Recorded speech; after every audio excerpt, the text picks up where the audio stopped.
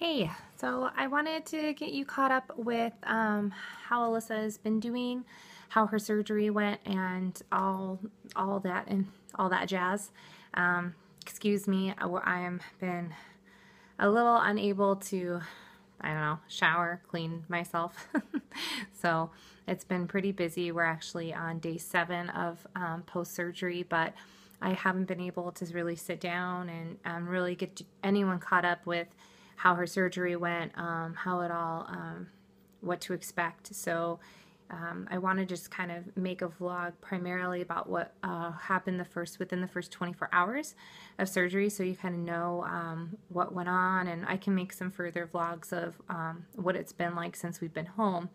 But I finally was just really able to have some time to sit down and make a video because Landon just got picked up just maybe like 30 minutes ago by his other grandmother, and is going to go stay at her house for a couple days because we've just really been needing more focused time just for Alyssa and have it a little quieter in the home, just so she can have more of just the environment that she needs right now to fully recover.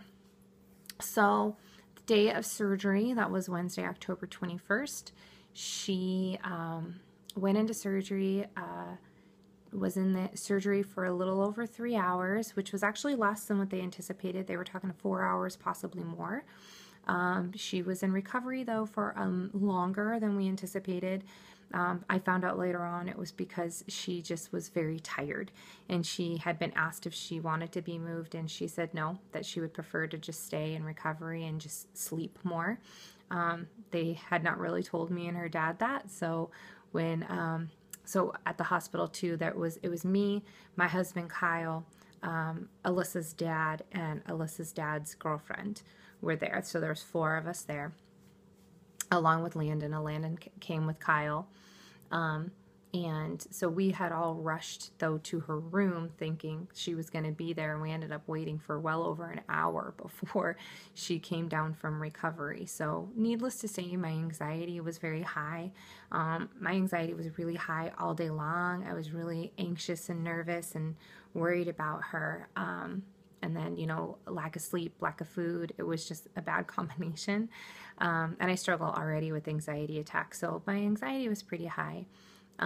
When they were wheeling her in, the nurse looked at me and her father and was like, "Oh, by the way, it's pretty likely that she's going to start puking up blood." And we were like, "I'm sorry, what?"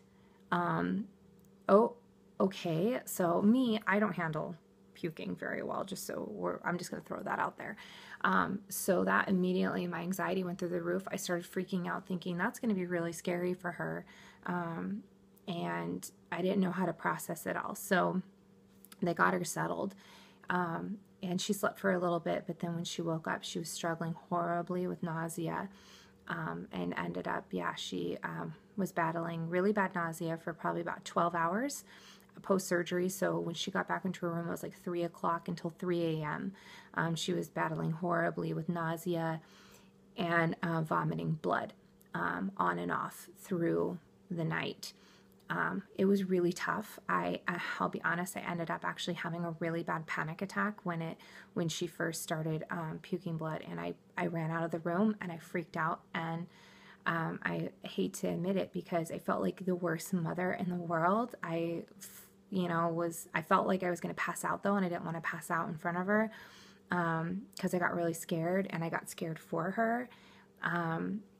And I had to sit outside, and I just started bawling my eyes out because I thought, oh my God, I'm like the worst mom. How could I do this? How can I not be in there? But after talking to my sister and talking to a couple of other people and really calming down and realizing, like, it's a normal response to have. Everybody responds differently. I calmed down, and I was able to go back in and be there by her side for the rest of, the time until we left. Thankfully, I had a really great support system. Her dad was there. My husband was there, her stepdad, and he was, great. They were both great with her. And then my ex-husband's girlfriend was there, and she was very helpful. And so we all pulled together, and we really just took turns and really sat by her side and really tried to make the best of it. She was quite the trooper for how miserable she was. It was really, really hard. I'm not going to sugarcoat it. The first 12 hours were really difficult on her. But once she got the blood out of her system, because you end up swallowing a lot of blood from this type of surgery, and she doesn't even realize she's swallowing blood while in recovery. So once we got past that, she started feeling a lot better, and we were able to come home the next day. So they actually did move her upper jaw 7 millimeters forward and her lower jaw like an amazing 14 millimeters forward. That's how far back her lower jaw was sitting. Like, it's ridiculous how far back it sat. So it's a pretty big change. She was really swollen, really bruised, but she's able to talk. She actually can talk pretty well. You can actually understand her very well. And she's got like a gigantic splint kind of night guard thing in her mouth right now, kind of holding everything in place.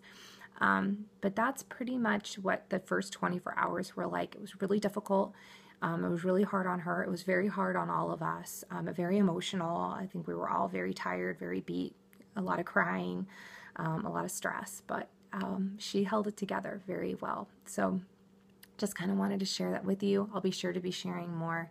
And thank you again for all the love and support. It really does truly mean so much to me, means so much to Alyssa. And I've been reading all the messages to her and she just absolutely loves them. So thank you so much. Okay, bye.